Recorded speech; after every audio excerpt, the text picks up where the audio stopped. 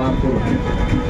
जब मैंने सेकंड भी लगाया, 0 आवर भी लगाया और 0 आवर आ गया, तो हमारे अध्यक्ष जी हैं, उन्होंने कहा ये तो राज्य का मुद्दा है। मैंने कहा तब आपका जो डबल इंजन की सरकार है, तो नीचे वाले इंजन की गड़बड़ करके तो बड़े वाले इंजन को कहने में क्या दिक्कत है। वो बात रखी है, ये मेरी ड्यूटी थी। और हमारा जो कुछ भी है आप सबके आशीर्वाद से हो सकता है। राजनीतिक विचारधाराएं अलग अलग हों, लेकिन मैं समझता हूँ जहाँ भी संघर्ष किया है, ये शेखावाटी की बहुत बड़ी एक पहचान है कि अन्याय के खिलाफ न्याय के लिए कोई भी लड़ता है तो पार्टी विचारधाराओं को अलग रख करके भी बहुत बड़ा सहयोग आज तक जितने भी आंदोलन किए हैं, मैं समझता हूँ शेखावाटी ने उन आंदोलनों में भरपूर सहयोग किया। और वही कारण है कि शेखावाटी के आंदोलन को सरकारें गंभीरता से लेती रही। ये बात अलग है कि ये संभाग और जिस तरह से आंदोलन होना चाहिए था उस रूप में नहीं हो पाया, और उसमें मैं समझता हूँ सबसे बड़ी कमजोरी राजनीतिक जरूर।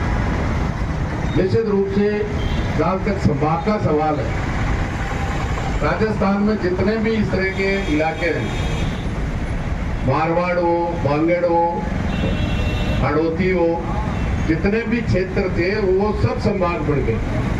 केवल शेखावाटी एक ऐसा इलाका है जहाँ का संभाग नहीं बढ़ा, और वो सबसे बड़ा इसलिए भी अधिकार रखता था कि आज जिस संभाग में जयपुर में वापस मिलाया है, इसमें 8 जिले, मतलब संभाग पूरा 1.5 साल तक चला।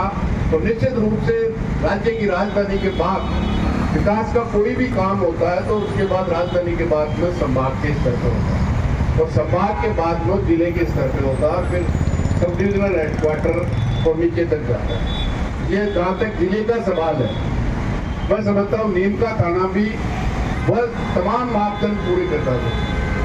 जहाँ नीम का थाना में 4 तहसीलें शामिल की गई, 2 खेतड़ी झुंझुनू की जो 100 किलोमीटर से ज़्यादा, नीम का थाना पाटन 100 किलोमीटर से ज़्यादा सीकर जिला हेडक्वार्टर से। और न केवल दूरी का हिसाब है, अंतर्राज्य सीमा भी सरकार के मंत्री ने उत्तर दिया राजस्थान की विधानसभा में, बोले डीग में उत्तर प्रदेश की 35 किलोमीटर की सीमा लगती है, तो नीम का थाना की तो 75 किलोमीटर लगती है।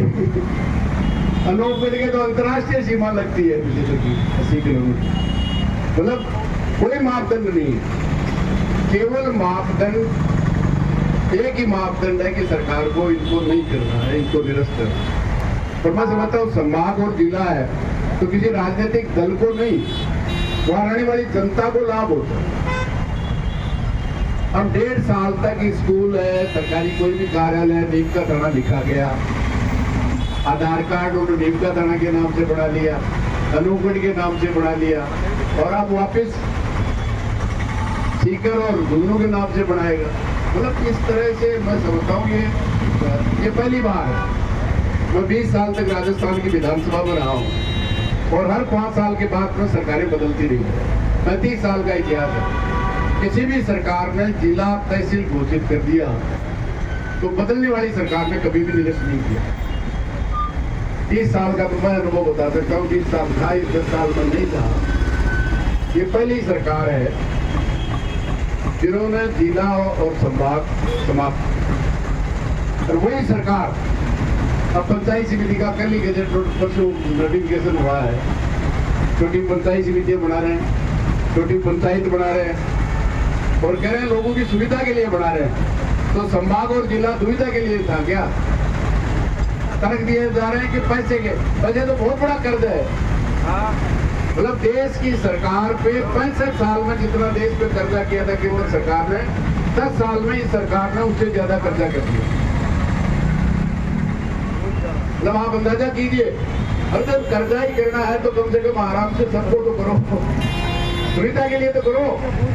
लेकिन मैं समझता हूँ ये निश्चित रूप से आप सब बधाई के पात्र हैं। हमसे तो जो बढ़ पाएगा, हमारे साथी आज CITU के हैं, किसान सभा के हैं, विद्यार्थी, नौजवान, हर तरफ से हमारी हर संभव कोशिश होगी कि ये सबसे बड़ा अन्याय हुआ है शेखावाटी के साथ। शेखावाटी को चैलेंज किया निश्चित रूप से हमसे तो जितना भी बढ़ पाएगा, निश्चित रूप से इस आंदोलन को आप और हम सब मिलकर आगे लेके जाएंगे, क्योंकि अमराराम तो देव पार्टी में है, विधानसभा में है, आप सबके आशीर्वाद से देश की संसद में गया है।